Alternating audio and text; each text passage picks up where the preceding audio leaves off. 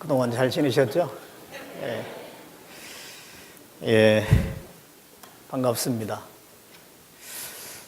제가 딱 2년 만에, 만 2년 만에 이렇게 왔는데요. 엊그저께 와서 설교한 것처럼 그런 생각이 좀 드네요. 예. 또 이 자리를 빌어서, 지난번 저희 아들 결혼할 때 또 많이들 함께 해주셔서 감사하다는 말씀을 드리고 싶습니다. 개별적으로 특별히 인사를 못 드렸는데요. 설교의 배정이 돼서 다행히 또 이렇게 인사를 할 수 있게 돼서 감사가 됩니다. 같이 기도하고 시작하겠습니다.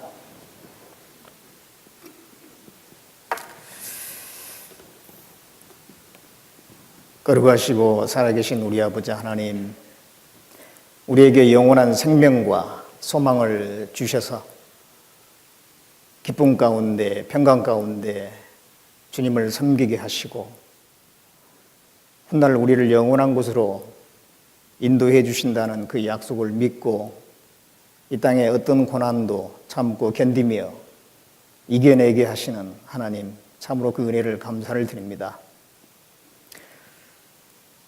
우리를 구원해 주실 뿐만 아니라 생활 가운데 늘 함께 해 주시고 우리의 필요를 아시고 채워주시며 부족하지만은 주님의 그 복음에 참여할 수 있도록 그 복음의 역사에 참여할 수 있게 하시고 우리에게 맡기신 일을 할 수 있도록 능력으로 함께 해주신 것 참으로 감사드립니다. 주님 앞에 갈 때까지 한 사람도 실족하지 않고 참으로 꿋꿋하게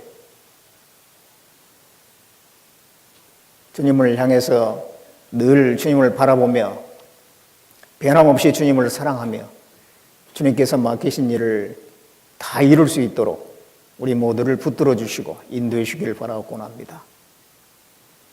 오늘 이렇게 또 주일을 맞이해서 우리 형제 자매님들 한자리 같이 했습니다. 우리 모두에게 필요한 말씀을 주시고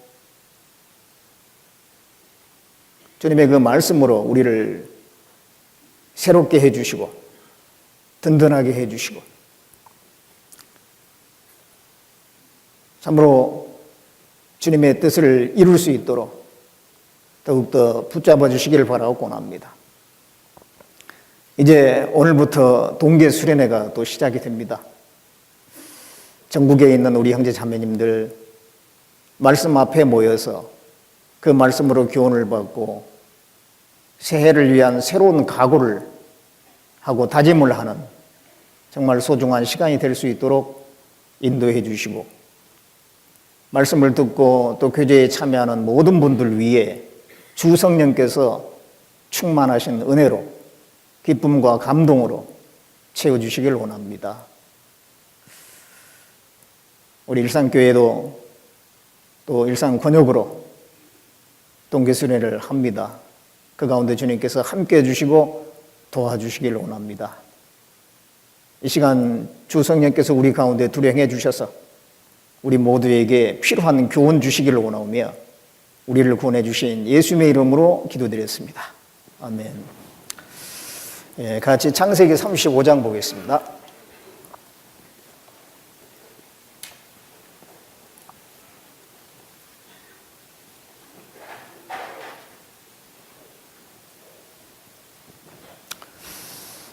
창세기 35장 1절부터 7절까지입니다.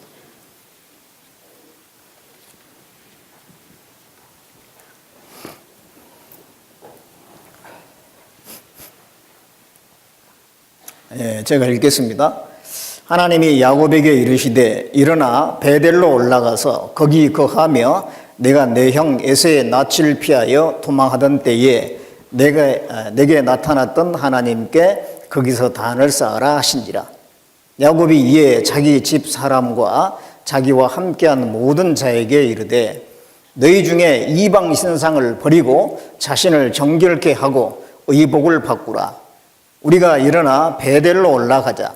나의 환난 날에 내게 응답하시며 나의 가는 길에서 나와 함께 하신 하나님께 내가 거기서 단을 쌓으려 하노라 하매 그들이 자기 손에 있는 모든 이방 신상과 자기 귀에 있는 고리를 야곱에게 주는지라. 야곱이 그것들을 세겜 근처 상수리 나무 아래에 묻고 그들이 발행하였으나 하나님이 그 사명 거울들로 크게 두려워하게 하신 고로 야곱의 아들들을 추격하는 자가 없었더라. 야곱과 그와 함께한 모든 사람이 가나안 땅 루스 곧 베델에 이르고 그가 거기서 단을 쌓고 그곳을 엘 베델이라 불렀으니 이는 그 형의 낯을 피할 때에 하나님이 그에게 거기서 나타나셨음이더라. 예, 거기까지. 예. 예, 건축 계획도 또 계신 걸로 알고 있습니다. 예, 제가 있었을 때에 그 건축에 대한 생각도 했습니다만은 엄두를 못 냈는데 또 장 목사님이 오셔가지고 잘 추진하셔가지고 내년에는 이제 또 별관과 또 사택 그래서 더 넓은 장소와 또 주차 공간이 생길 수 있어서 전도하는데 여러 가지로 더 원활하지 않을까 그런 생각을 해봅니다. 예. 여기 이제 오늘 오후부터 동계 수련회를 위해서 인근에 있는 또 교회들이 모이게 되겠습니다. 제가 있는 안산교회도 그동안은 서울중앙교회로 늘 동계 수련회를 위해서 갔었는데 이제 이번 차수부터는 안산 권역으로 해가지고 몇 개 교회가 동계 수련회를 자체적으로 또 치르도록 그렇게 처음으로 시작을 하게 됩니다. 예, 그래서 좀 처음으로 하게 되면 상당히 이제 부족한 부분들이 있기 때문에 좀 어려움도 있고 그러는데요. 어쨌든 이제 협력해서 잘 해보려고 지금 하고 있습니다. 예, 오늘 이 시간에는 제목은 올라가서 단을 쌓으라라고 하는 제목이었는데 사실은 그보다 좀 긴 제목입니다. 일어나 올라가서 거기 거하며 단을 쌓아라 그런 내용인데요. 너무 길기 때문에 짧게 올라가서 단을 쌓아라 그렇게 요약을 했습니다. 여기 이게 창세기에는 이제 아주 중요한 인물들이 나오죠. 아브라함과 이삭과 야곱입니다. 그 세 사람은 설명하는 게 있죠. 아브라함은 아버지 하나님, 성부 하나님을 설명하는 그런 모델이 됩니다. 그리고 이제 이삭은 성자, 예수님을 설명하는 그런 하나의 모델이 되고요. 야곱은 성령의 인도를 받는 그리스도인의 삶을 설명하는 그런 이제 사람이라 할 수 있겠습니다. 그래서 하나님께서 이 야곱에 나타나서 말씀도 하시고 또 야곱을 쭉 인도해 가시는데 그것을 통해서 하나님께서 그리스도인들에게 어떤 말씀을 하시는지 또 하나님께서 그리스도인들을 어떻게 인도해 가시는지 하는 것을 이 야곱을 통해서 우리에게 보여주고 있습니다. 예, 방금 읽은 본문 중에 창세기 35장 1절에 보면 하나님이 야곱에게 이르시되 일어나 베델로 올라가서 거기 거하며 내가 내 형 에서의 낯을 피하여 도망하던 때에 내게 나타났던 하나님께 거기서 단을 쌓아라 이렇게 이제 말씀하셨죠. 이게 이제 명령어만 이 내용 중에서 명령하는 그 단어만 골라내면 일어나 그랬습니다. 일어나라 있고 베델로 올라가라 일어나라 베델로 올라가라 그리고 거기 거하라 그리고 단을 쌓으라 이렇게 이제 명령어만 고르면 그렇게 됩니다. 그래서 이 네 가지가 오늘 설교 제목이겠습니다. 그래서 하나님께서 이 야곱에게 나타나셔서 말씀하셨는데 하나님이 야곱에게 나타나실 때에 이때가 처음은 아닙니다. 과거에 몇 번 나타나셨어요. 가장 처음 나타나신 것은 야곱이 이제 형 에서에게 돌아갈 장자의 축복을 빼앗았죠. 그것 때문에 에서가 야곱을 죽이려고 했습니다. 그러니까 야곱이 도망갔습니다. 그래서 외삼촌 라반의 집으로 가게 되는데 원래 살던 곳이 브엘세바인데 브엘세바에서 나와서 이제 하란이라고 하는 땅으로 가는 도중에 베델이라는 곳에서 돌을 베개하고 누워 있는데 그때 하나님께서 환상을 보여주시고 그리고 이제 하나님께서 음성으로 나타나서 약속을 해주신 거 있습니다. 그때가 이제 야곱에게 나타난 첫 번째 나타난 때라고 할 수 있겠습니다. 창세기 28장 보겠습니다.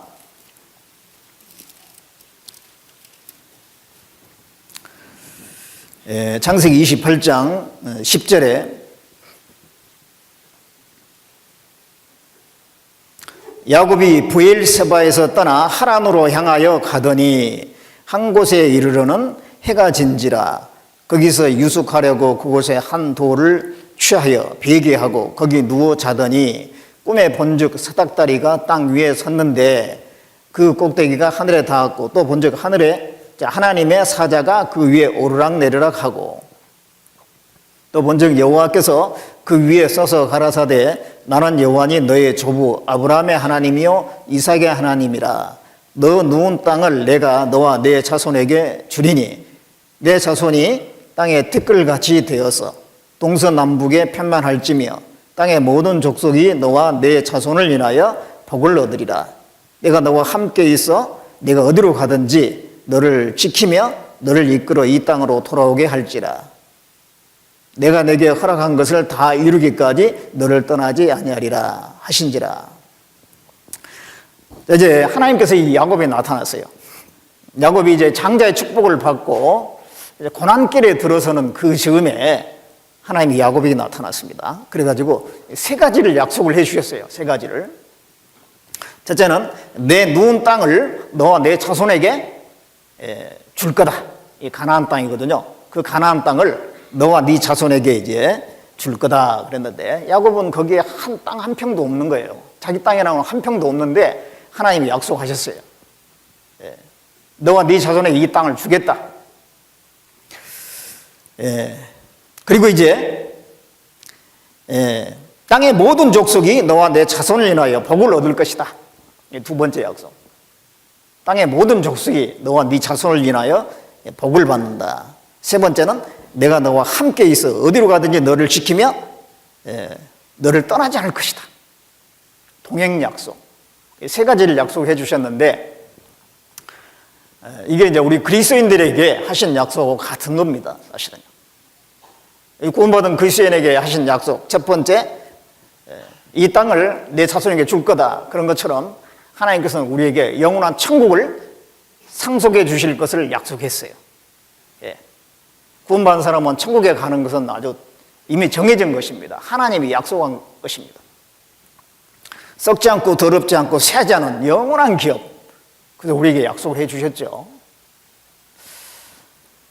그래서 구원받은 사람은 내가 천국에 갈지 못 갈지 모르겠다.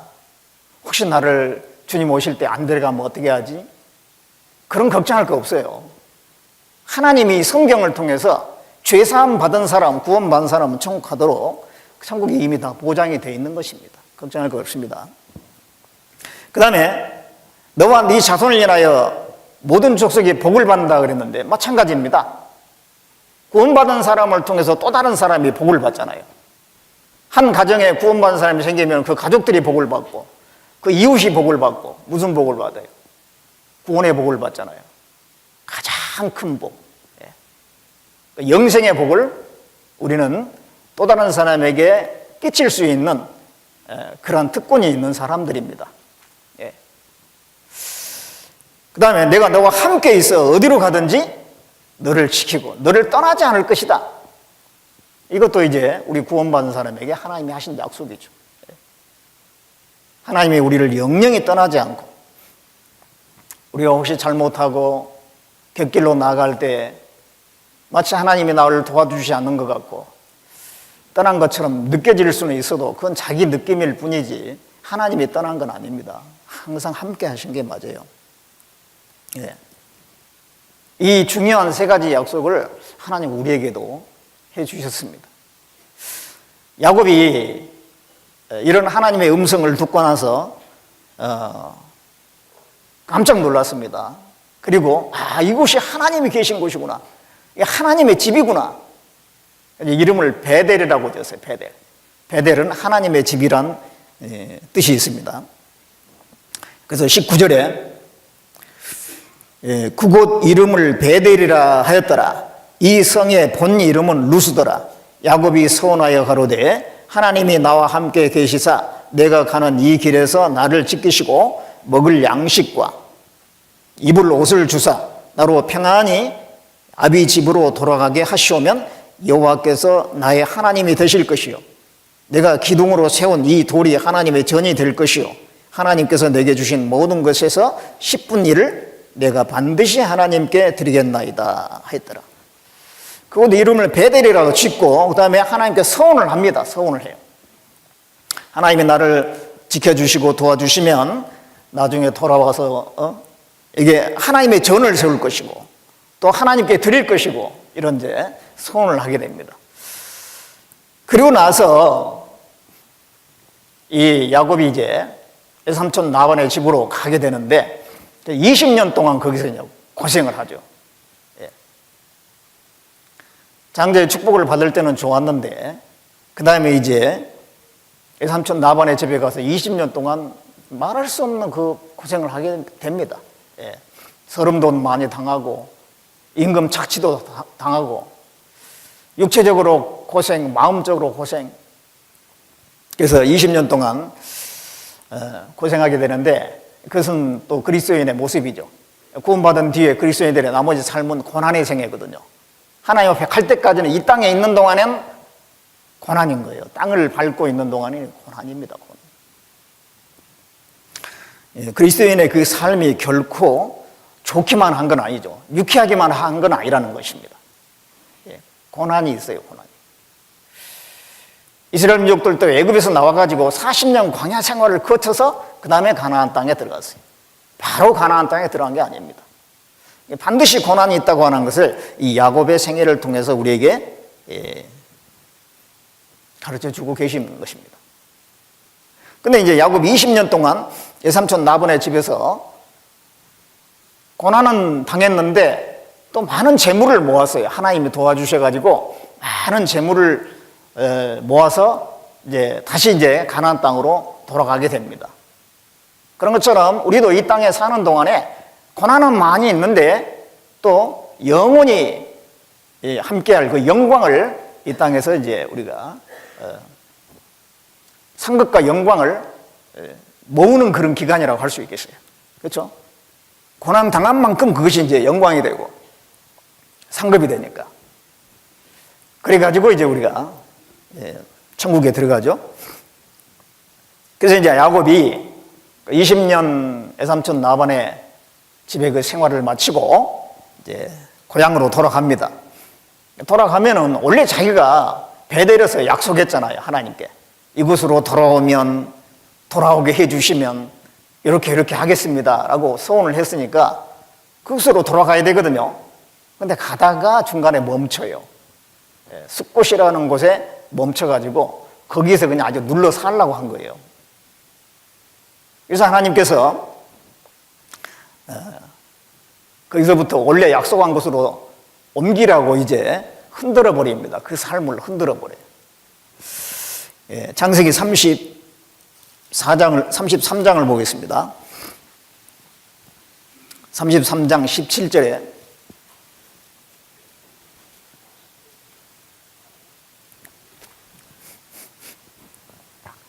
야곱은 숫곳에 이르러 자기를 위하여 집을 짓고 짐승을 위하여 우리간을 지은 거로 그 땅 이름을 숫곳이라 부르더라.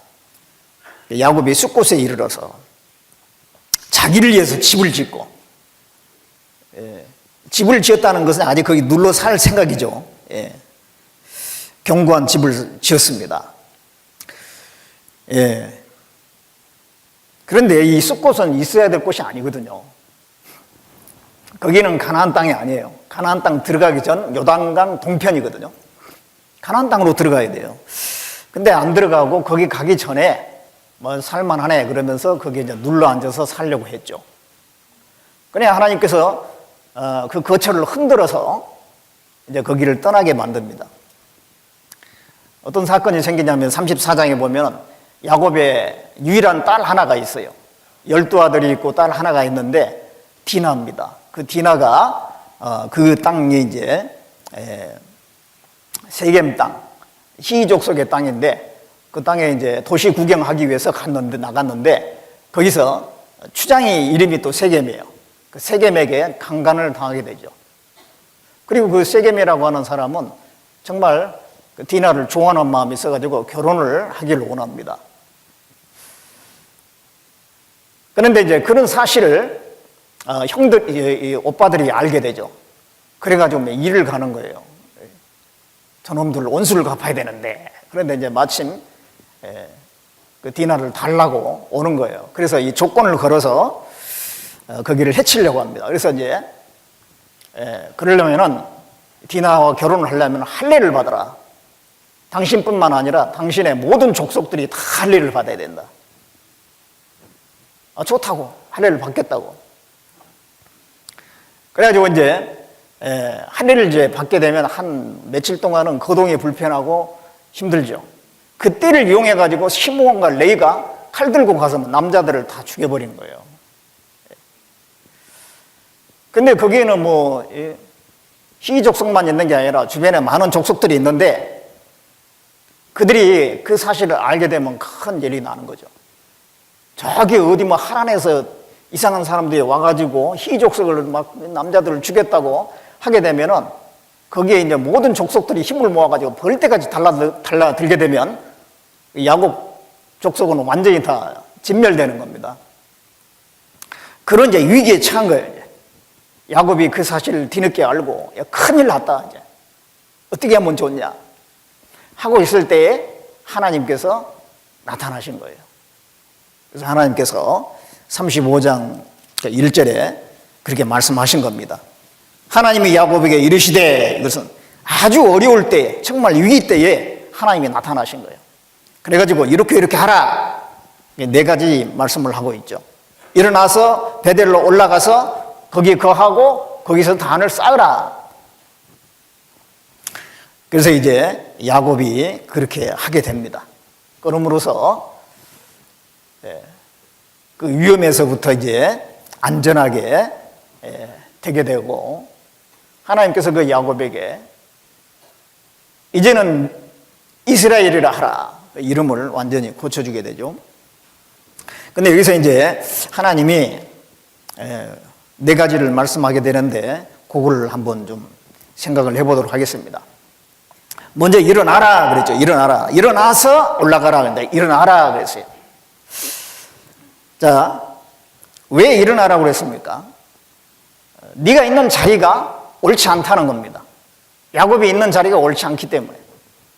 그 자리는, 숫곳에 있는 그 자리는 타협의 자리였어요. 타협의 자리.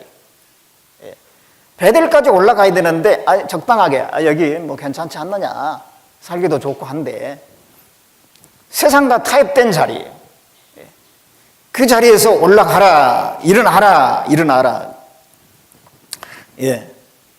우리 그리스도인들이 타협된 자리, 세상과 적당히 섞여 있는 자리, 죽은 자와 함께하는 자리, 그런 자리에 이제 머물러 있을 수가 있거든요. 하나님은 그럴 때에 우리에게 일어나라고 말씀하십니다. 거기서 일어나야 돼. 우리는 산자입니다. 죽은 자하고 다릅니다.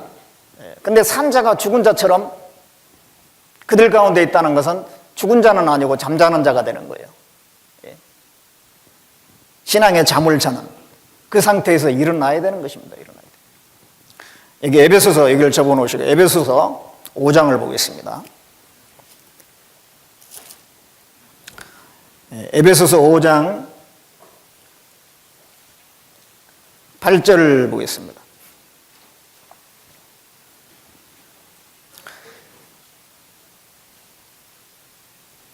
너희가 전에는 어둠이더니 이제는 주 안에서 빛이라. 빛의 자녀들처럼 행하라. 전에는 어둠이었다가 이제는 빛이죠, 우리가. 어둠 가운데서 구별돼 가지고 빛의 자녀가 됐습니다. 그럼 빛의 자녀들처럼 행해야 되는데 그러지 않고 있는 것이 문제죠. 그래서 14절에 같이 읽어보겠습니다. 그러므로 이르시기를 잠자는 자여 깨어서 죽은 자들 가운데서 일어나라. 그리스도께서 내게 비치리라 하셨느니라. 잠자는 자여 깨어서 죽은 자들 가운데서 일어나라 그랬습니다. 이 잠자는 자, 구원을 받았는데 우리는 산자이기 때문에 산자처럼 살아야 되는데 신앙에 잠을 자고 있는 경우가 있을 수가 있죠. 적당히 타협하는, 세상과 타협되어 있는, 뒤섞여 있는, 세상 것도 적당히 취하고 또 신앙생활도 하고 이것도 하고 저것도 하고 완전히 이렇게 경계를 두고 구별을 되는 게 아니라 뒤섞여 있는 거, 그게 이게 타협된 겁니다. 타협된 거. 그런 자리에서 일어나기를 하나님께서 원하셔요. 예, 그런 가운데서는 참 이 신앙의 능력이 없습니다. 예, 활력이 없습니다. 예, 일어나라. 잘못하면요 3절과 같이 될 수가 있는데 3절에 음행과 온갖 더러운 것과 탐욕은 너희 중에서 그 이름이라도 부르지 말라. 이는 성도에 마땅한 반이라. 누추함과 어리석은 말이나 희롱의 말이 마땅치 아니하니 도리어 감사하는 말을 하라. 예, 음행과 이런 것들은 이 불신자들이 하는 것들이잖아요.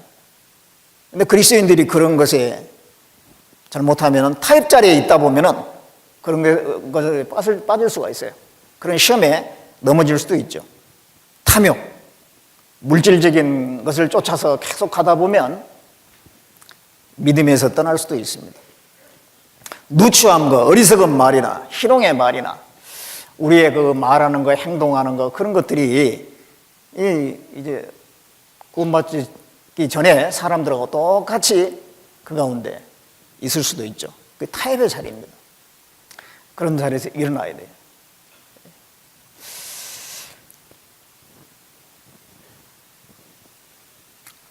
뒤섞인 자리. 우리는 분명히 구별되어야 됩니다. 구별되어야 됩니다. 따로 있어요. 너희는 저희와 따로 있고 부정한 것을 만지지 말라. 예, 따로 있어야 됩니다. 마음이 구별되고 행동이 구별되고 삶이 구별되고 말이 구별되고 구별되어야 돼요. 모든 것이 우리는 이 세상 사는 거는 다른 겁니다. 그래서 그런 자리에서 일어나라 이렇게 말씀하신 거예요. 또 야곱이 어떤 자리에 있었냐면 우상 숭배하는 자리 가운데 있는 거예요. 왜냐하면 그 숫곳이라고 하는 그곳에 사는 동안에 벌써 이방인의 그 우상이 많이 들어온 거예요. 집안에. 나중에 이제 베델로 올라갈 때 그거 다 가져오라고 해가지고 그 상수리 나무 안에다 묻잖아요. 벌써 거기 눌러 사는 동안에 그 짧은 순간인데도 거기에 주변에 우상들이 많이 들어온 겁니다. 우상 숭배하는 자리, 우상을 섬기는 자리에서 일어나라는 것입니다. 우리 그리스도인들에게는 우상이 없을까요? 이스라엘 민족들을 보면요, 광야에서는 아말렉과 싸우고 막 그러더니 이제 가나안 땅에 들어가니까는 막 우상 숭배 때문에 또 얼마나 많이 이방 민족에게 지배를 당하고 하나님께 징벌을 많이 당했습니까? 이상하게 우상을 많이 섬겼잖아요. 그들만의 얘기인가? 아니 우리 그리스도인들에게는 그런 거 없는가? 그리스도인에게도 분명히 있어요. 이스라엘 사람들의 모습은 우리 그리스도인들의 모습이 하나의 모형인 겁니다. 요한일서 5장 보겠습니다. 요한일서 5장 21절을 보겠습니다.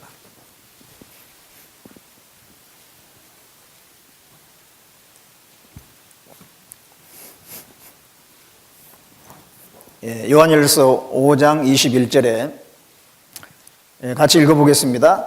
자녀들아 너희 자신을 지켜 우상에서 멀리하라.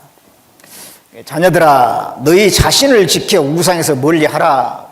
이 자녀들은 구원받은 사람들이죠. 구원받은 사람들에게 우상에서 멀리하라. 그 당시 사람들이 막 우상을 만들어 섬긴다든가 구원받았음에도 불구하고 그랬을까? 그런 건 아니겠죠. 예. 그런 모형적인 그 우상을 섬기다가 구원을 받으면 그런 거 다 버리게 돼 있어요.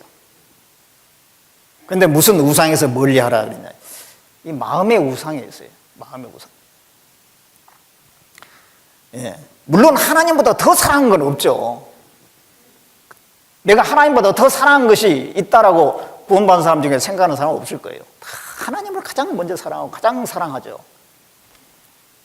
그런데 순간순간 내 마음이 하나님보다 다른 것에 뺏길 수가, 하나님이 싫어하는 것을 하고 그것을 계속 용납을 하고 그걸 내치지 않고 계속 끼고 살고, 또는 하나님보다 더 의지하는 것이 순간적으로 있을 수가 있어요. 내 마음을 빼앗기는 뭔가가 있을 수가 있습니다. 그런 우상이 우리 그리스도인들에게 분명히 있어요. 있습니다. 가장 대표적인 것이 뭐니 해도 뭐니죠? 돈, 재물. 그 재물이 최고의 우상이에요. 최고의 우상. 사람 마음을 가장 많이 뺏는 것입니다.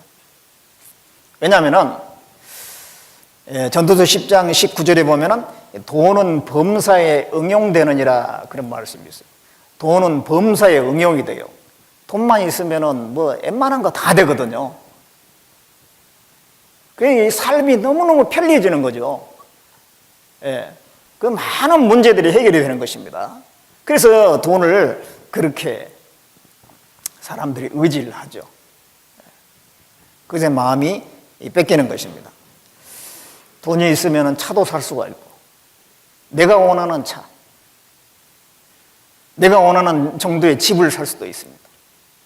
또 돈이 있으면 결혼도 할 수 있고, 집안 살림살이도 살 수 있고, 어디 가고 싶은데 여행도 다닐 수가 있고, 취미생활도 할 수 있고, 돈은 참 많은 것들을 우리에게 가져다 줍니다. 그래서 사람들은 돈을 크게 여기는 거예요. 재물을 정말 크게 여기는 거예요. 요즘에 세상 사람들이 만나면 얘기하는 것 중에 가장 대표적인 게 돈 얘기죠. 먹고 사는 얘기, 돈 얘기, 어떻게 하면 더 잘 벌 수 있느냐, 그런 얘기들이잖아요. 그게 최고의 화제거리입니다. 그런데 이 사람이, 우리 그리스도인들이 돈에 마음 뺏기다 보면 믿음에서 떠나게 됩니다. 또 세상 사람들도 돈 때문에 많은 죄를 짓게 돼요. 돈은 일만악의 뿌리라고 했습니다. 모든 악이, 대부분의 그 악이 이 돈에서부터 나오는 거예요. 물질 때문에 죄가 나오는 것입니다. 디모데전서 6장 보겠습니다. 디모데전서 6장 10절에 디모데전서 6장 9절 10절 같이 읽어보겠습니다.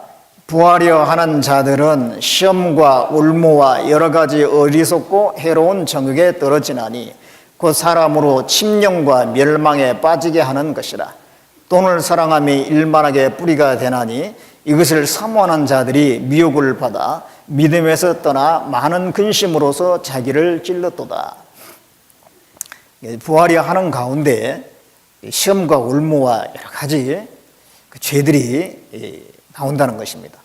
돈을 사랑함이, 돈 자체는 악이라고 할 수 없죠. 이게 필요한 겁니다. 우리가 살아가는데. 돈을 사랑한다는 것은 마음이 거기에 뺏긴 걸 얘기하죠. 그것은 일만하게 뿌리가 된다. 도둑질을 왜 합니까? 그 재물을 얻기 위해서 도둑질 하잖아요. 왜 사기를 칩니까? 재물을 얻기 위해서. 불법한 방법으로 재물을 얻기 위해서. 돈 때문에 그런 죄가 나오는 것입니다. 돈 때문에 살인을 하기도 하고, 이혼도 하고, 돈에서 많은 그런 죄가 나와요.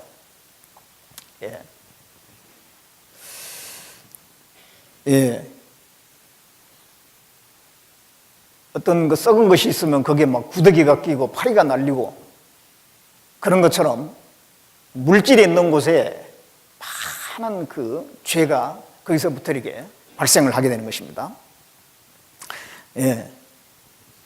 뿐만 아니라 이제 그리스도인 같으면은 믿음에서 떠나 많은 근심으로서 자기를 찔렀도다. 돈이 크게 보이면 근심이 생겨요.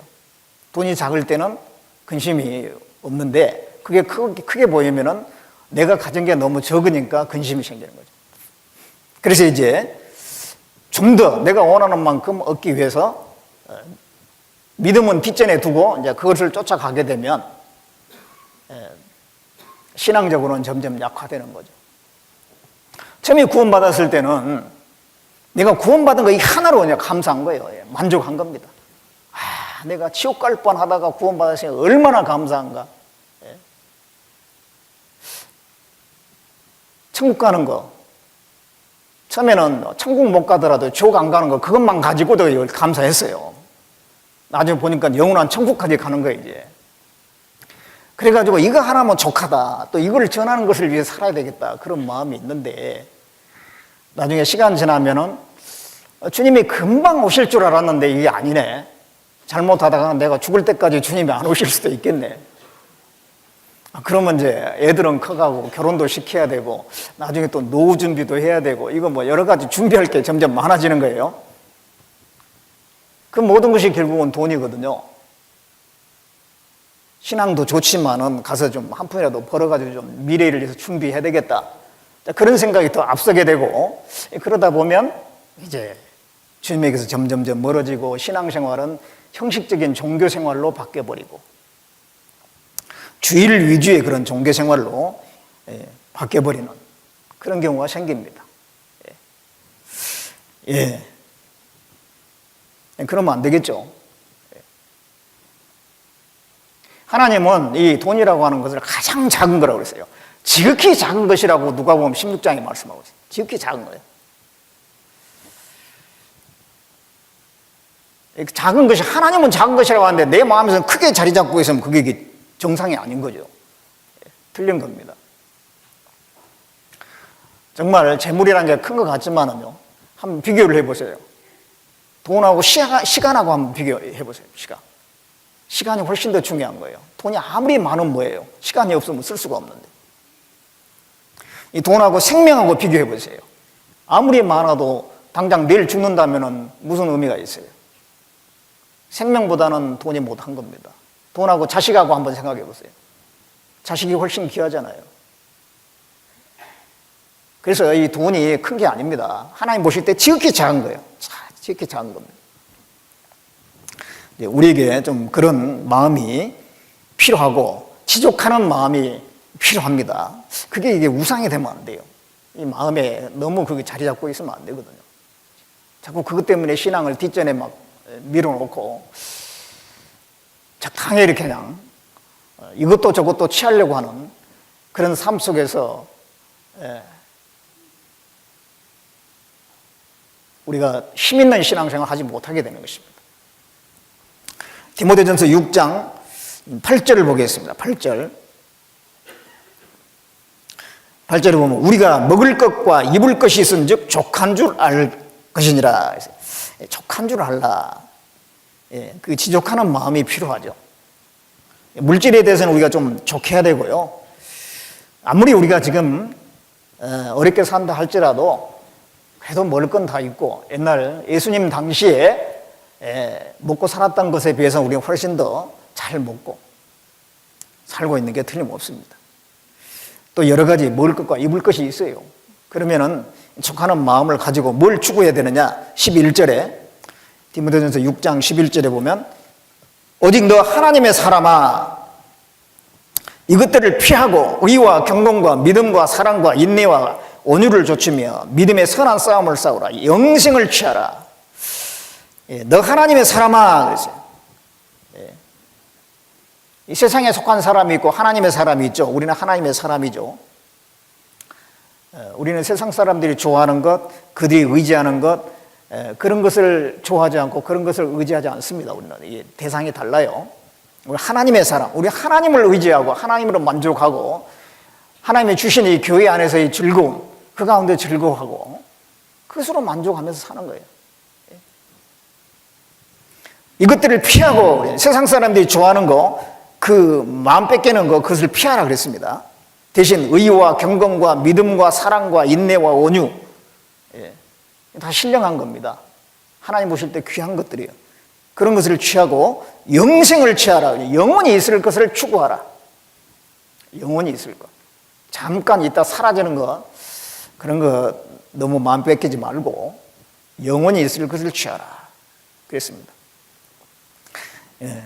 그래서 우리 마음에 가장 큰 우상으로 자리 잡을 수 있는 돈과 물질, 우리는 거기에 혹시 마음이 뺏겼다면 그런 자리에서 일어나야 돼요. 또 직장과 일, 직장이나 일이 또 우상이 될 수가 있어요. 어떤 분들은 지나치게 충성하는 거예요. 직장은 하나의 수단이잖아요. 우리가 주님을 위해서 살아가는데 하나의 수단이지 그 자체가 목적일 수는 없거든요. 직장에서 막 승진이 되고 인정받고 그 맛에 사는 분들이 계셔요. 교회 오는 거는 하나의 형식이고, 그거는 우상입니다. 그 우상 수준의 직장이에요. 그게. 직장이나 일은 우리가 신앙생활 하는 과정에 필요한 하나의 작은 수단일 뿐인 거죠. 그것이 나를 든든하게 지키는 게 아니에요. 갑자기 사라질 수가 있습니다. 갑자기 퇴직당할 수 있습니다. 나를 안전하게 지켜주신 분은 하나님이시죠. 하나님. 학생들 중에서는요, 공부를 열심히 부모가 뭐 하라고 이렇게 독촉하지 않는데도 스스로 공부를 좋아해가지고 막 하는 애들도 있어요. 근데 물론 공부를 열심히 해야 되죠. 근데 그게 또 하나의 그 마음에 너무 큰 우상으로 자리 잡을 수가 있어요. 교회에 나온 것도 아까운 거예요. 교회에 나와서 교제하는 시간도 아깝고, 예. 뭐 주일만 딱 나왔다, 잠깐 나왔다 그냥 가버린다든가. 그 나머지 시간에는 공부하는 거예요. 왜냐하면 자기하고 동일하게 지금 열심히 공부하는 사람하고 경쟁해야 되니까. 그 경쟁에서 이겨야 되니까. 그렇게 해서 좋은 학교 들어간다. 그러면 또 더 이제 막 거기서 더 경쟁이 계속되는 거예요. 끝까지 경쟁하다가 결국은 하나님과는 상관없는 삶을 살다 가는 거예요. 예. 그 우선순위가 잘못되어 있습니다. 우선순위가. 예. 그런 것들이 나를 든든하게 지켜주는 게 아니에요. 하나님은 모든 것을 다 아시고 보시고 계신 것입니다. 정말 하나님 나라와 의의를 먼저 구하는지 그래도 보고 계시는 거예요. 하나님 나라와 의의를 구하면 하나님이 그 사람 책임져 주시는 거예요. 그 하나님의 약속이니까요. 하나님이 우리를 지켜주는 것이지 사람이 아닙니다. 이 세상 직장이 아닙니다. 뭐 배경이 아닙니다. 어떤 분들에게는 또 사람이 우상인 경우가 있어요. 자식. 그 자식에 너무 많이 또 마음이 뺏겨 있어요. 최근에 어떤 분이 이제 구원을 받았는데, 어떤 자매님이 구원 받았는데요. 신방을 갔습니다. 참, 구원 강정에 요즘에 들어보기 어려울 만큼 확실했어요. 아주 분별력도 확실하고.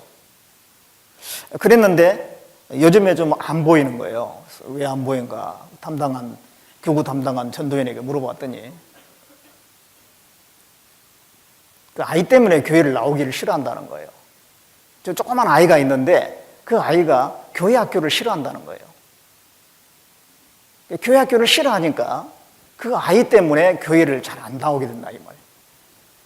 참 이해할 수가 없었어요. 예. 아니 그 교회 학교 아이는 길들이기 나름인데 그 잘 안 나오려고 하면은 뭐 그 아이를 갖다 잘 살리고 가르쳐가지고 교회 학교를 적응하게 만들어야지 왜 자기가 믿음 있는 자기가 그 아이를 따라가냐고 이게. 예, 그게 이제 거의 우상 수준입니다. 그게 자식이.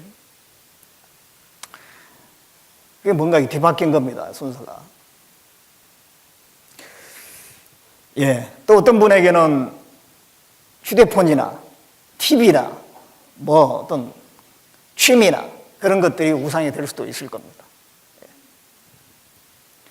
그걸 보는 시간이 너무 많아. 그렇죠? 그 때문에 마음이 막 흐트러지고 하는데도 그걸 이렇게 분리가 안 돼. 컨트롤이 안 되는 거예요. 컨트롤이 가능하면은 그게 우상은 아니에요. 내가 그걸 부릴 수가 있고, 내가 적당히 사용할 수가 있고, 그걸 컨트롤을 할 수가 있으면은 그건 우상은 아니에요. 근데 이 컨트롤이 안 되는 경우가 있어요. 예. 하루에 한번 생각해 보세요. 성경 보는 것은 15분도 안 하면서 TV는 막 2시간 이상씩 본다. 그러니까 뭔가 안 맞잖아요. 15분 성경 보는데 15분도 할애를 안 해. 근데 TV에는 꼭 뭐 2시간, 3시간씩 본다. 그러면서도 내가 하나님만 사랑한다 그렇게 할 수 있겠어요? 그런 관념적인 것이지 그 전혀 실천은 아닌 거예요. 신앙생활은 실천입니다. 실천. 예, 우리가 그런 자리에 앉아 있을 수가 있어요. 예, 타협된 자리, 우상을 이것저것 많이 끌어들이는 그런 자리, 그런 자리에 있으면서도 예, 몰라요. 뭘 잘못하고 있는지 모르는 수도 있어요. 예, 일어나야 되는 거예요.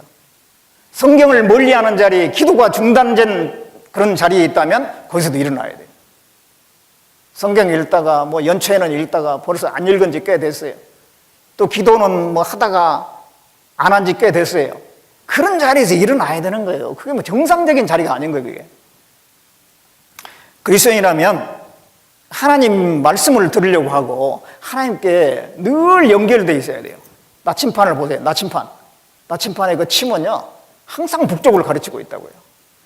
북쪽이 하나님 계신 방향이잖아요. 성경에 보면. 우리가 나침판 같아야 돼요. 항상 하나님을 생각하고 하나님께 내 마음을 얘기하고 내 피로를 얘기하고 순간순간 하나님께 대화하고 그게 맞는 거잖아요. 성경을 멀리하고 기도가 중단된 자리에 있다면 거기서 일어나야 돼요. 전도를 그치고 있는 그런 자리에 있다면 거기서 일어나야 돼요. 우리는 어떻게 하든지 전도할 영혼을 생각해야 되잖아요. 직장생활 하신 분은 만난 분들에게 어떻게 하면 저 사람 전도해볼까? 항상 그 생각이 마음에 자리 잡고 있어야죠. 늘 기회를 바라보고 틈나면은 전도하려고 얘기를 해보려고 하는 그게 정상적입니다. 이런 잘못된 자리, 타협의 자리, 그런 자리에서 우리 일단 일어나야 되는 거예요. 그래서 하나님께서는 야곱에게 그 자리가 잘못된 자리니까 일어나라고 분명하게 말씀했어요. 일어나라. 두 번째는 뭐라고 했습니까? 베델로 올라가라. 그래서 올라가라. 베델로 올라가라 그랬어요. 예, 일어나서 올라가라. 예. 숫곳이라고 하는 곳은 낮은 자리예요. 베델은 높은 자리입니다. 위치적으로, 지리적으로래요. 하나님은 그 지리적인 조건을 가지고 설명하는 경우가 있어요. 하나님과 우리의 관계를. 그래서 예루살렘은 높은 자리에 있습니다. 예루살렘에 성전이 있잖아요. 성전은 내려가는 게 아니에요. 항상 성전 얘기하면 성전으로 올라간다 얘기예요. 예루살렘은 해발 760m인가 그 정도 됩니다. 그래서 상당히 높은 데 산 위에 위치한 도시가 예루살렘이에요. 예루살렘은 거룩한 곳이잖아요. 반대로 소돔 고모라는 저 밑에 있어요. 소돔 고모라 저 밑에 있어요. 소돔 고모라는 타락한 곳이었잖아요. 하나님과 아주 멀리 있다는 거예요. 높은 곳은 하나님과 가깝잖아요. 그러니까 올라간다라고 하는 것은 신앙적인 전진을 얘기합니다. 하나님을 향해서 가까이 나아가는 걸 얘기합니다. 그래서 너는 일어나서 베델로 올라가라. 이것은 하나님을 향해서 더 가까이 나가야 된다. 너는 지금 너무 멀어져 있다. 그 말이죠. 우리는 올라가는 신앙이 돼야 돼요. 올라가는 신앙. 자꾸 내려가는 신앙. 뒤로 물러가는 신앙이 아니라 올라가는 신앙. 자, 히브리서 10장 보겠습니다.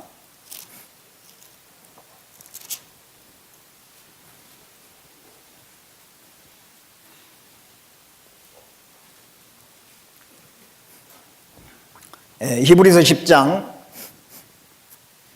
38절부터 39절입니다. 같이 읽겠습니다. 오직 나의 의인은 믿음으로 말미암아 살리라. 또한 뒤로 물러가면 내 마음이 저를 기뻐하지 아니하리라 하셨느니라. 우리는 뒤로 물러가 침륜에 빠질 자가 아니요 오직 영혼을 구원함에 이르는 믿음을 가진 자니라. 뒤로 물러나 침륜에 빠진다 그랬는데요. 반대로 하면 앞으로 나가는 거죠. 예.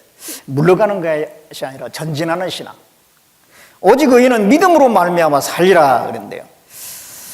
참 이 시대가 정말 더 그런 것 같습니다. 너무도 참 불안전하잖아요. 경제적으로도 점점 안 좋아지고, 예.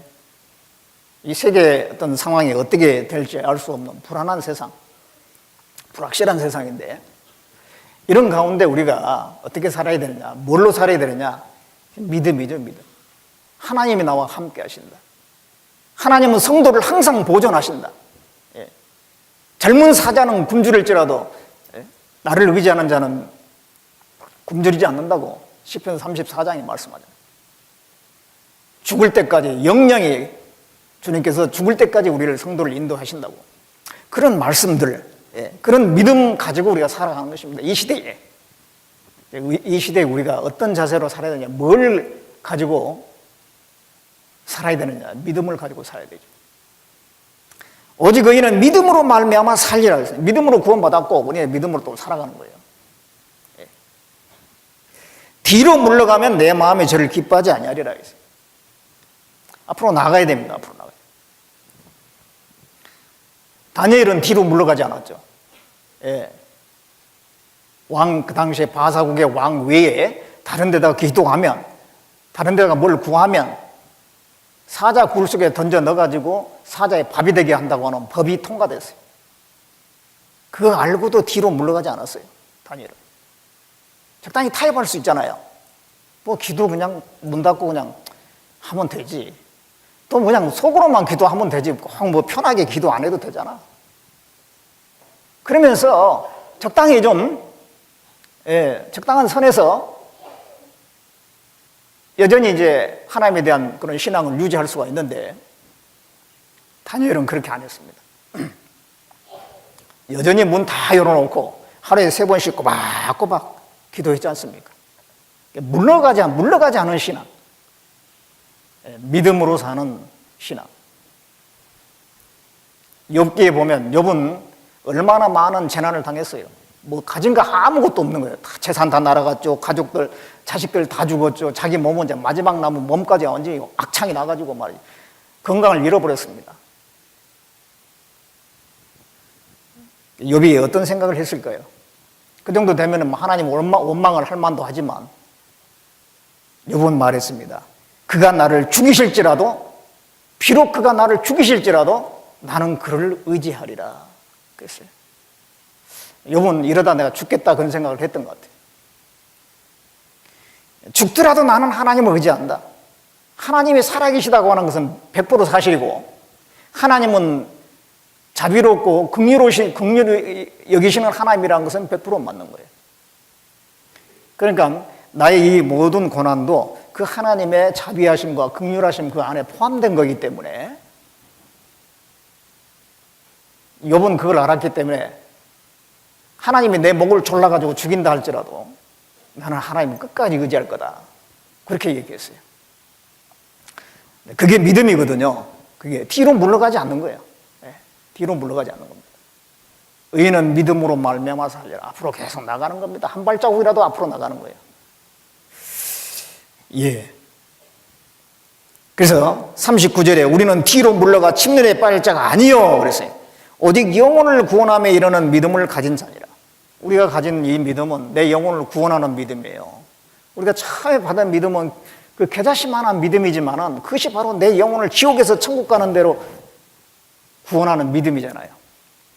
그 엄청난 믿음인 겁니다. 작지만 그거 가지고 우리가 또 살아가는 거예요. 그 믿음이 있는 사람은 하나님의 자녀입니다. 하나님의 그 다스림 속에 있는 거예요. 그 모든 생애가 하나님 다스림 안에 딱 들어가 있는 거예요. 그걸로 우리가 사는 거예요. 뒤로 물러나면 안 돼요. 올라가는 신앙입니다. 올라가는 신앙. 올라가는 신앙이에요. 그런데 이제 이 야곱이 올라갈 때에 베델로 이제 하나님 말씀대로 올라갑니다. 올라갈 때에 그 이방 신상을 다 이제 상수리 나무 아래다 묶고 올라가요. 그 창세기 35장 다시 한번 보겠습니다. 창세기 35장 2절에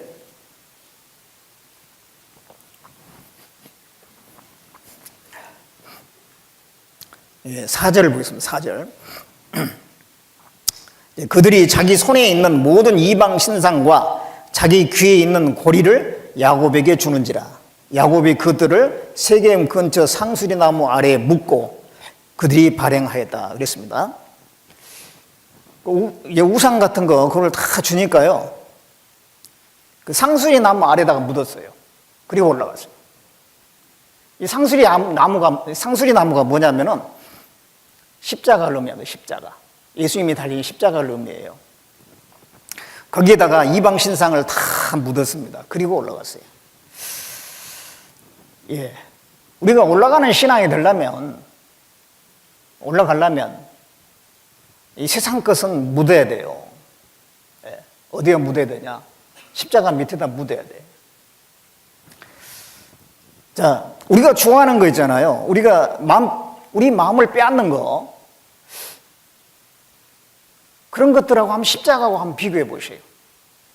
십자가 앞에, 그 은혜 앞에, 그 사랑 앞에 갖다 놓으면 쓰레기통에나 들어갈 것들이에요.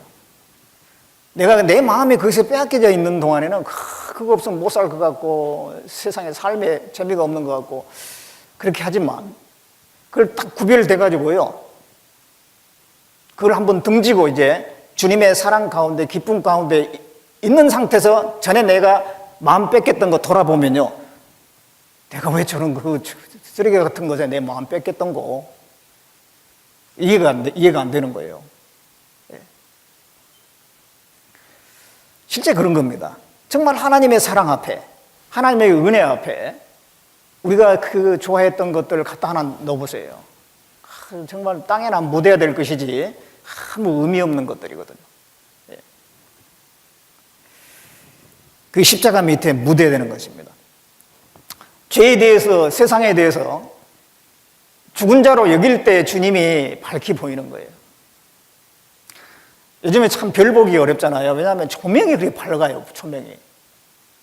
도시에서 켜놓은 조명들이 얼마나 밝습니까? 그 가운데 하늘을 보니까요, 하늘에 별들이 안 보이잖아요. 별들을 제대로 보려면은 저 산속에 가가지고 조명 없는 데 가고 보면은 별들이 보여요. 불을 껐을 때 별이 보이는 거예요. 마찬가지로 내 마음에 이 세상 것들이 잔뜩 들어와 있으면요, 주님이 안 보인다니까요. 말씀이 안 보여요. 말씀이 안 보여. 말씀이 보이다니 말씀이 안 보인다고. 주님이 안 보여요. 주님이 안 보여요. 찬송가에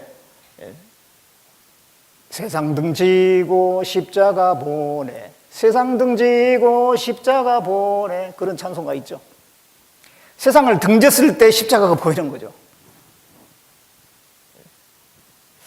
죄에 대해서, 세상에 대해서 내 자신을 단죄를 시켰을 때 주님이 더 크게 보이고 그 말씀이 더 많이 와닿는 겁니다. 예. 그래서 그 우상과 같은 거, 내 마음을 뺐던 거, 이런 걸 좀 십자가 밑에 묻어야 돼요. 그런 것은 우리의 진정한 보배가 아닙니다. 주님이 우리의 보배잖아요. 예. 나를 위해서 죽으시고, 나를 위해서 부활하시고, 승천하셔서 지금도 나를 위해서 기도하시는 예수님.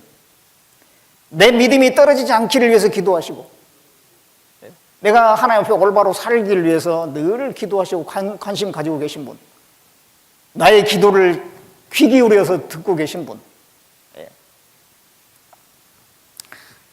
나를 붙들어 주시고 나와 동행하시는 분, 훗날 나를 영원한 곳으로 데려가기 위해서 다시 오신다고 약속하신 그 주님, 그 주님이 우리의 진정한 보배입니다. 그렇잖아요? 주님이 우리의 보배. 우리가 주님을 더 바라봐야 돼요. 예. 그러려면 내가 가지고 있는 그 모든 것들, 내 마음 뺏겼던 거, 이거 좀 묻어버리고 그걸 등지는 것이 필요해요. 등져야 돼. 상수리 나무 아래 묻었습니다. 예. 그리고 이제 올라갔어요. 어디로 올라갔느냐? 베델로 올라가서 베델로. 예. 그 베델이라고 하는 곳은 하나님의 집입니다. 베델은 하나님의 집이라는 뜻을 가지고 있어요. 하나님의 집. 예. 디모데전서 3장 15절에 보면 하나님의 집은 하나님의 교회예요. 진리의 기둥과 터라 했습니다. 교회를 의미합니다. 이 베델은 교회를 의미해요. 교회. 하나님의 집이라고 그랬는데 그건 바로 교회를 의미합니다. 우리 그리스도인들이 있어야 될 곳이 어디냐 이 말이죠. 물고기는 어디 있어요? 물에 있어야 돼요. 양은 양떼와 함께 있어야 되고요. 아이는 가정에 있어야 되고요. 그리스도인은 교회 가운데 있어야지. 그것이 바로 있을 곳입니다. 있을 곳이. 예. 우리가 있어야 될 이 교회. 그건 당연히 있어야 할 곳인데 너무너무 참 교회는 우리에게서 정말 소중한 곳입니다. 화평한 곳, 안전한 곳, 하나님의 역사가 있는 곳. 예. 자, 이사야 32장 보겠습니다. 이사야 32장.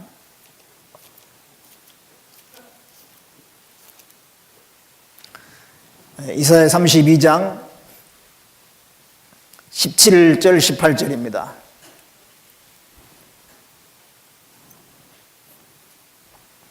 17절 18절 같이 읽겠습니다. 의의 공효는 화평이요 의의 결과는 영원한 평안과 안전이라. 내 백성이 화평한 집과 안전한 거처와 종용이 쉬는 곳에 있으려니와. 이 두 구절은 연결된 건데 17절에 있는 의라고 있는데 의라고 하는 게 복음을 얘기합니다.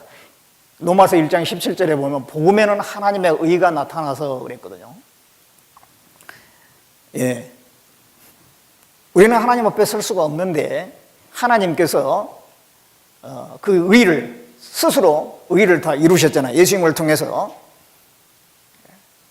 우리의 불의한 것을 예수님의 의로 갚아버린 겁니다. 그렇게 해서 하나님의 의를 만족시킨 겁니다. 그게 이제 복음이죠.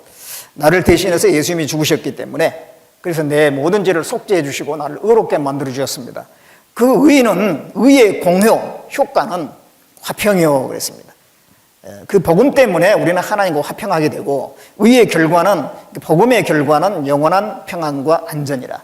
복음의 결과, 우리가 복음을 깨달은 결과 영원한 그 평안이 내 안에 왔습니다. 그리고 영원한 안전, 한번 복음 깨달으면 영원히 이루어지지 않고 하나님의 자녀예요.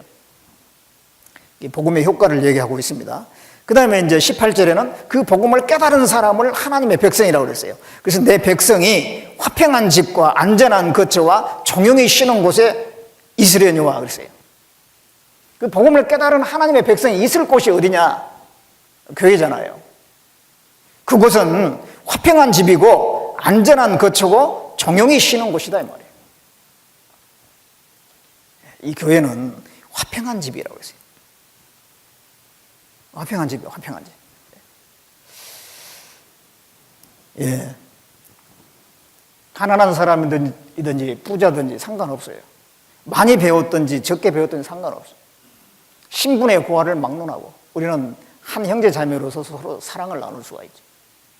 에베소서 2장에 보면 유대인하고 이방인은 전혀 7가지로 서로 상반된 거리가 먼 그런 민족입니다. 유대인, 이방인. 함께 할 수 없는 그런 민족이에요. 그런데 예수 그리스도 안에서 둘로 주 안에서 새 사람을 이루어서 화평하게 했다. 그렇게 말씀하고 있어요. 예수 그리스도 안에서 유대인과 이방인이 하나가 된 것입니다. 화평하게 된 거예요. 유대인이든지 이방이든지 구원받으면 서로 사랑하게 되고 하나가 된다 그런 얘기죠. 그런 화평이 있는 곳이 교회죠. 우리나라에 처음 이제 그 조선 말기에 복음이 들어왔잖아요. 그래가지고 이제 양반도 구원받고 천민도 구원받고 그러니까는 양반과 천민이 함께 교회에 나와가지고 찬송도 부르고 그러면서 문제가 생겼어요. 밥 먹을 때에 원래는 이 양반하고 천민은 함께 밥을 먹을 수가 없거든요.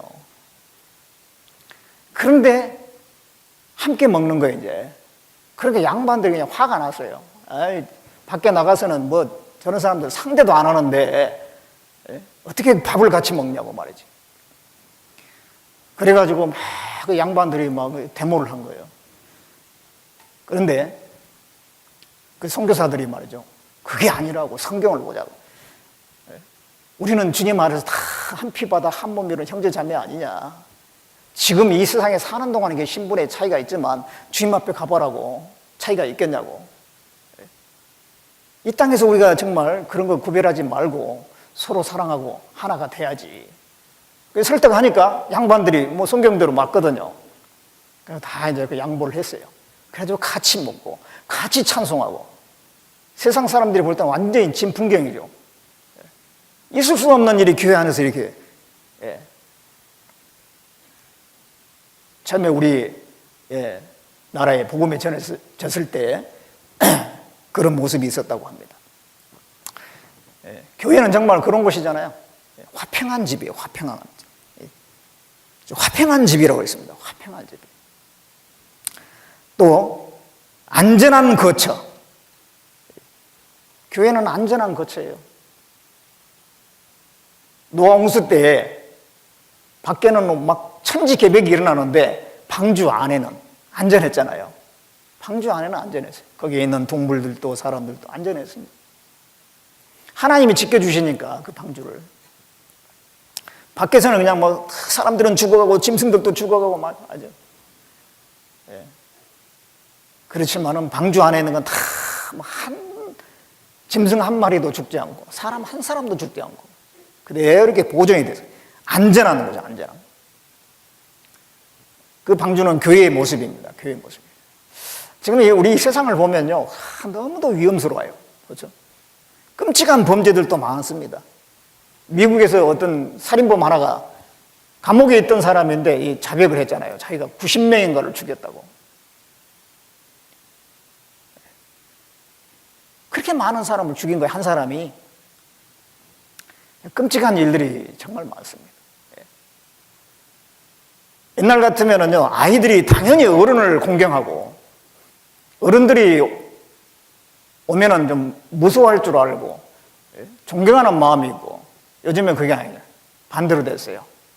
어른이 애들을 무서워해. 애들을 좀 어디로 튈지 몰라요.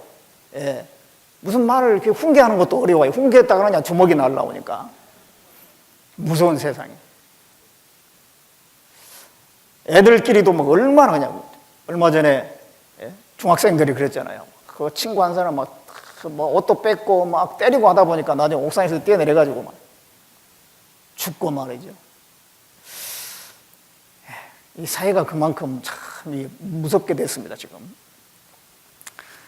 그런 뭐 죄뿐만 아니라 테러에다가 뭐 어떤 경제적인 불황에다가 막 뭔가에 계속 들끓고 있습니다, 이 세상은. 교회에 오면은, 그런데 교회에 오면은, 거기에 이제, 교회 안에는 안전한 거예요, 안전해요. 안전합니다. 이 가운데 주님이 함께 계시기 때문에 주님의 보호와 인도하심이 있어요. 이 가운데 다 있으면 하나님의 보호를 해주시는 거예요. 교회에서 떠나게 되면 어떻게 될지 몰라요. 교회에서 떠나게 되면 많은 그 위험에 자기 자신을 방치한 것 같습니다. 그런 동화가 있잖아요. 이제 양에 이제 우리가 있는데, 양의 우리에다가 양을 넣어놨는데요. 그 우리를 쳐놓은 것은 이제 늑대나 뭐 그런 짐승으로부터 보호하기 위한 거잖아요. 근데 양 중에 한 마리가 있어요. 한 마리가 이게 말썽쟁입니다. 그래가지고 저 우리 밖에 나가서 좀 한번 뛰고 싶다. 어디 조그만 구멍은 없나? 그래가지고 막 이렇게 뒤지다가 조그만 구멍이 하나 있는 거예요. 거기를 막 억지로 해가지고 막 빠져나갔어요. 딱 빠져나가니까 막, 야, 이제는 자유다. 그래. 내 마음대로 뛸 수 있고. 막 뛰어가지고 막 돌아다니는 겁니다. 그러다 보니까 우리에서 멀리 갔어요. 야, 이렇게 좋은 세상이 있는데 하고 뛰어다니다 보니까 늑대를 만난 거예요, 늑대를. 늑대가 쫓아옵니다. 양은 아주 막 겁이 나가지고 막 우리를 향해서 달려가는 거예요, 이제. 거기에 들어가야 사니까. 그런데 아무리 달려도 늑대를 이길 수는 없잖아요. 늑대가 따라잡혀가지고 그냥 확 물어내가 죽어가는 겁니다. 죽어가면서 그 양이 말이죠. 내가 저기 안에 있어야 했는데, 저기 안에 있어야 되는데. 우리 안에 있었으면 보호가 되잖아요. 양의 우리에서 떠나니까 위험이 있는 거예요.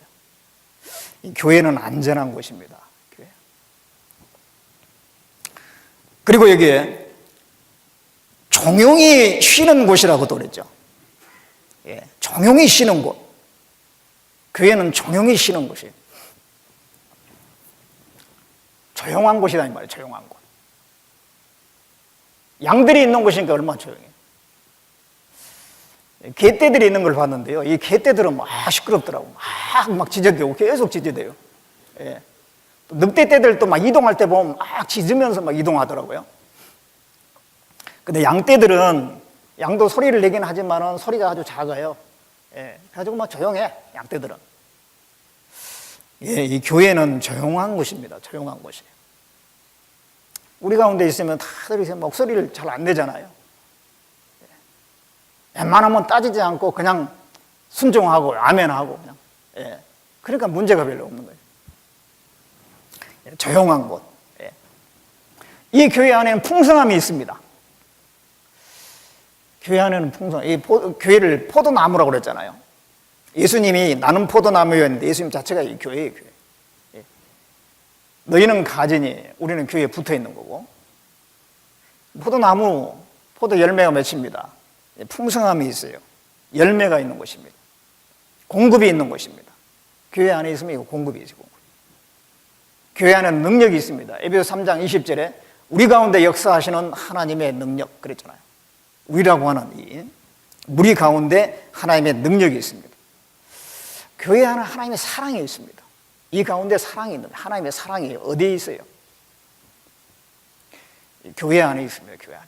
형제 자매를 통해서 내게 사랑이 전달됩니다. 우리 이 가운데 있을 때 하나님의 사랑을 우리가 느끼는 거예요. 그리고 이 교회 안에 탄생이라는 게 있어요. 탄생. 교회 안에 계속되는 탄생이 있죠. 여러분들 어디서 나오셨어요? 교회에서 나오셨잖아요.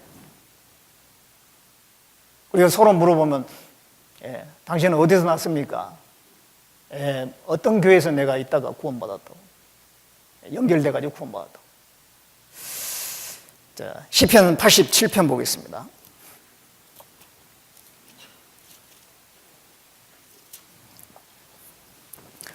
시편 87편 5절.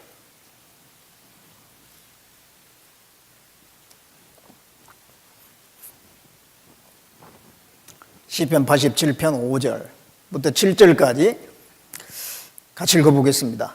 시온에 대하여 말하기를 이 사람 저 사람이 거기서 났나니 지존자가 친히 시온을 세우시리라 하리로다. 여호와께서 민족들을 등록하실 때에는 그 수를 세시며 이 사람이 거기서 났다 하시리로다. 노래하는 자와 춤추는 자는 말하기를 나의 모든 근원이 내게 있다 하리로다.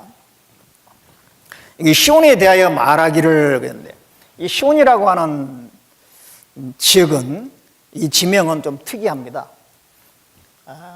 이 시온이라고 하는 것은 원래 예루살렘에 있는 작은 언덕이었어요. 거기에 이제 예루살렘 원주민들이 살고 있었는데 다윗이 정복을 해버렸어요. 그래서 다윗성을 그 위에다가 지었습니다. 그 다윗성이 있는 지역을 시온이라고 그래요. 시온. 근데 이게 조금 더 범위가 확장돼가지고 예루살렘을 시온이라고 그랬어요. 나중에는 예루살렘을 시온. 그리고 또 이스라엘 민족 이스라엘 땅 전체를 시온이라고 또 하기도 합니다.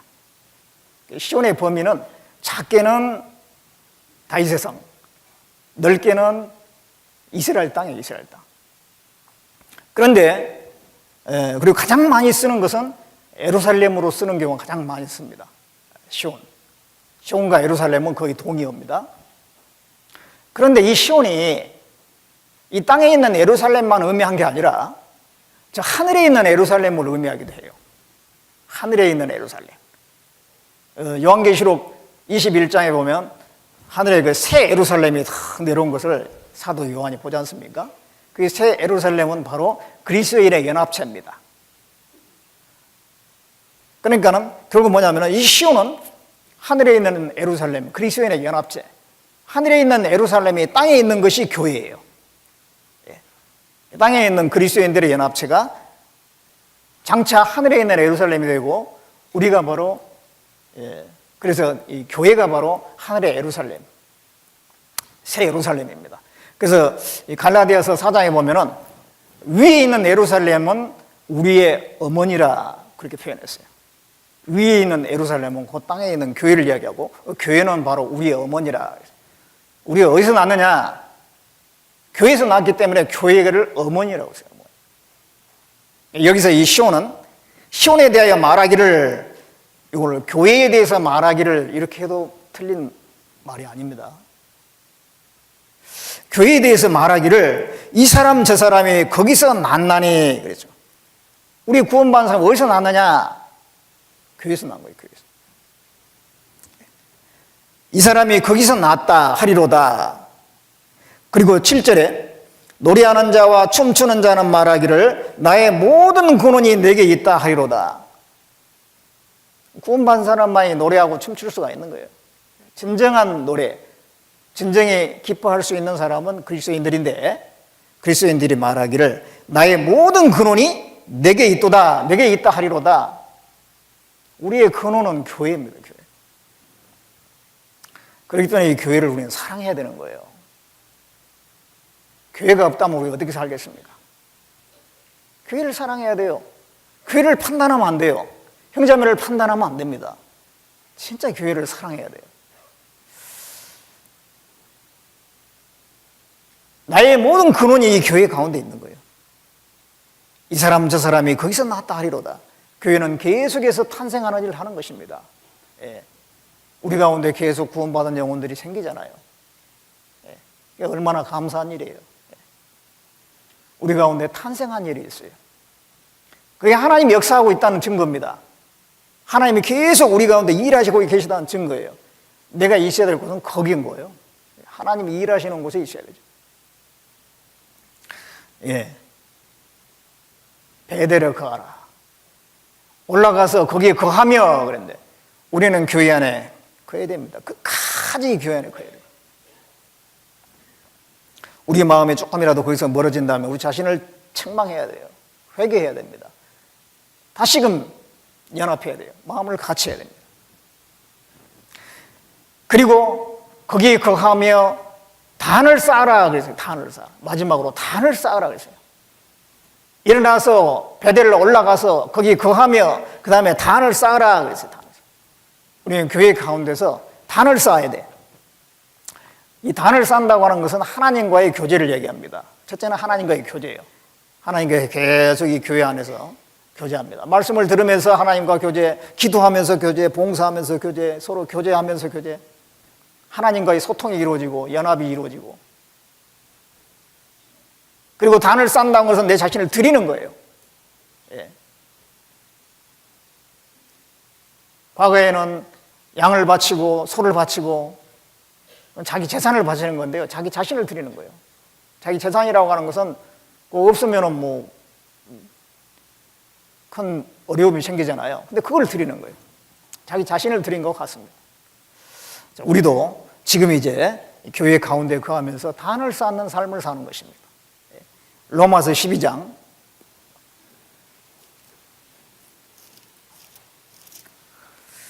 로마서 12장 1절을 보겠습니다.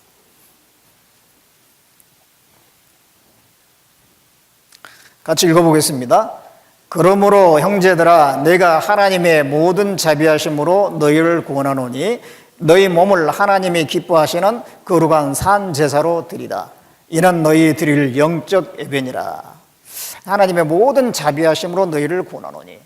하나님의 사랑을 우리는 깨달았고 그걸 받았잖아요. 그 하나님의 사랑을 받았다면 너희 몸을 하나님께 드리는 산 제사로 드려라. 우리는 하나님의 사랑을 먼저 받았습니다. 그래서 우리가 하나님께 또 드리는 것이 마땅한 것이죠.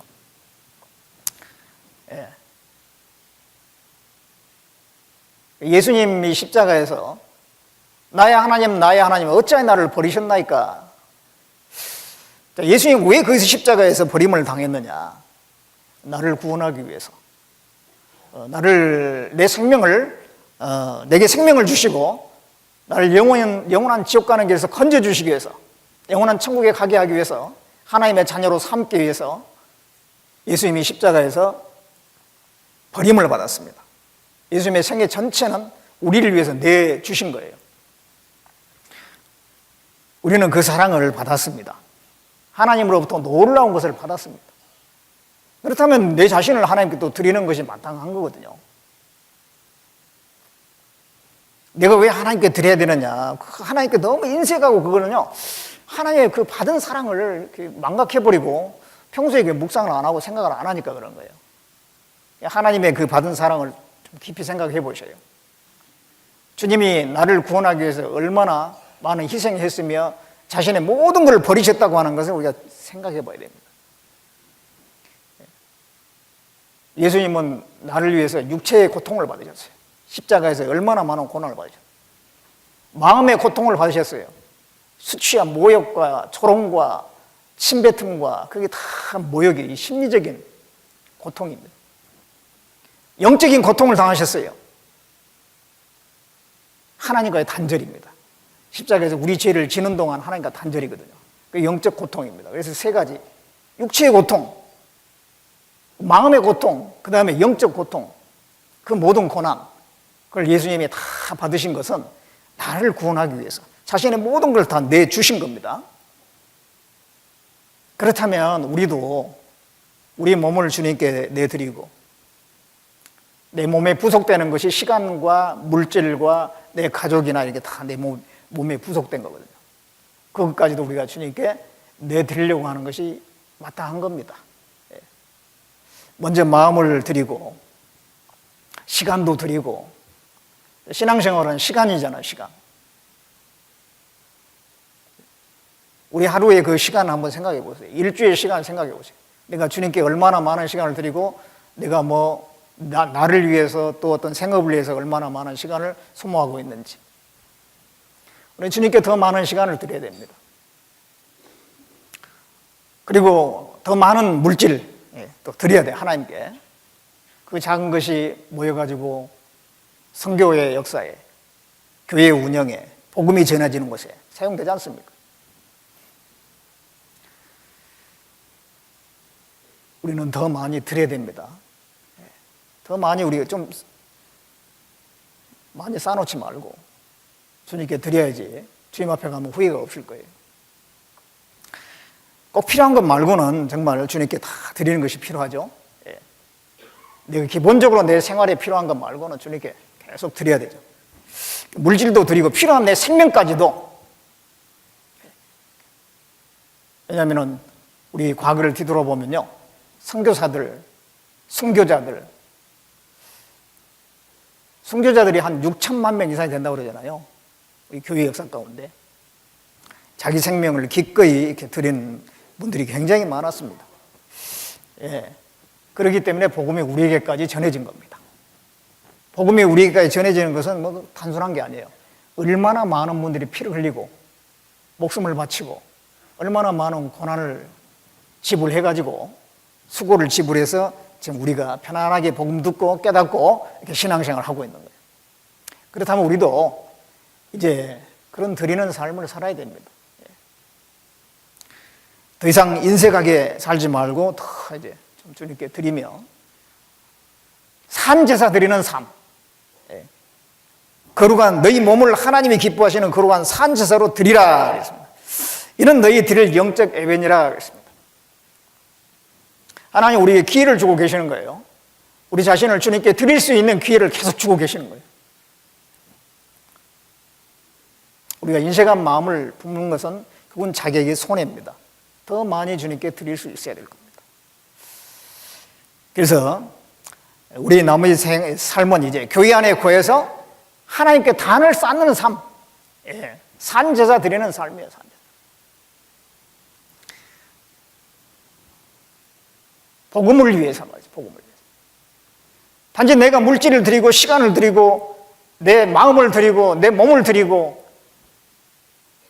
뭘 위한 겁니까? 결국은 복음을 위해서, 전도를 위한 거예요. 전도를 위해서. 그래서 복음을 전하는데 우리가 물질적인 거나 시간적인 거나 내 건강이나 생명이나 그렇게 희생할 마음이 전혀 없으면 전도가 안 되잖아요. 어린아이 한 명에게 태어나는 것도요, 그 엄마들이 얼마나 고생을 합니까? 그 아이를 키우는 과정에도 마찬가지고. 우리가 한 사람 한 사람 구원받게 하는데 많은 희생이 필요하죠. 하나님 우리를 통해서 그것을 보기를 원합니다. 그런데 이제 우리가 행여 타입된 자리, 세상에 빠져있는 그런 자리에 있다면 일단은 일어나야 돼요. 그래서 일어나야 돼요. 일어나서 올라가는 신앙으로 좀 바뀌어야 됩니다. 올라가는 신앙. 한 걸음이라도 자꾸 올라가려고 해야 돼요. 하나님을 더 가까이, 하나님께 더 가까이 가려고 몸부림을 쳐야 되는 거예요. 가만히 있으면 이게 뒤로 쳐지는 거거든요. 가만히 있으면 자꾸 이 사탄이 우리 발목 잡아가지고 자꾸 뒤로 물러가게 만들어요. 찬송가에 그래서 내 주를 가까이 하려 하면 십자가의 짐 같은 고난, 고생이라 그런 찬송가 있죠. 주님을 가까이 하는데 왜 십자가 짐 같은 고생이냐? 가까이 하는 거 쉬운 게 아닌 거예요. 가까이 하는 것이. 주님을 더 가까이 해야 됩니다.